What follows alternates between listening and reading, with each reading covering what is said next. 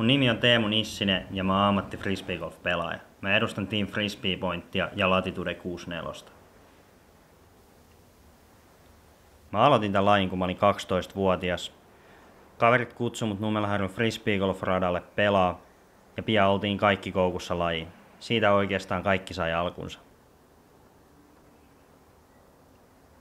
Aluksi oli mulle ja mun kavereille vaan pelkkää mukavaa ajanvietettä, mutta heti muutaman vuoden jälkeen siitä tuli mulle paljon isompi juttu.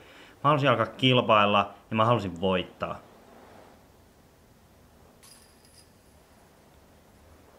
Ekan ison voiton mä otin Suomen Pro Tourin osakilpailussa vuonna 2011.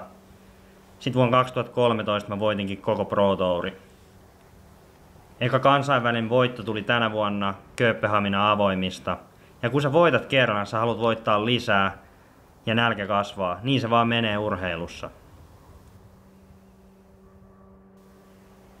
Mä oon vasenkätinen heittäjä, se on melko harvinaista frisbeegolfissa, mutta mä pidän sitä ehdottomasti rikkautena. On siistiä tehdä asiat päinvastoin kuin muut ja olla siinä mielessä hyvin erilainen.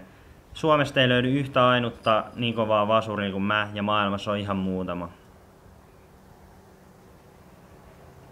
Mun vahvuudet pelaajana on ehdottomasti mun drive-peli ja monipuolinen heittovalikoima, oli se kiekko väylällä tai ei.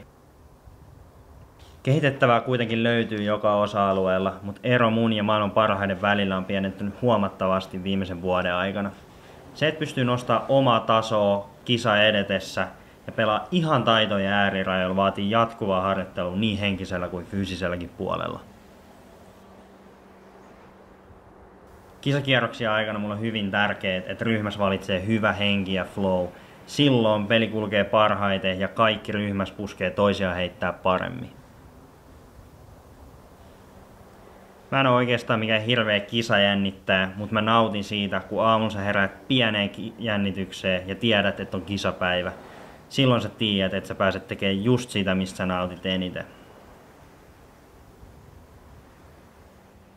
Tällä hetkellä mut on rankattu 4. Euroopassa ja 19. maailmassa, mutta mulla on tavoitteet paljon korkeammalle ja mä haluan olla major-voittaja jonain päivänä. Se saa mut herää aikaisin aamulla ja harjoittelee yömyöhään, koska se on tavoite, jonka mä haluan saavuttaa.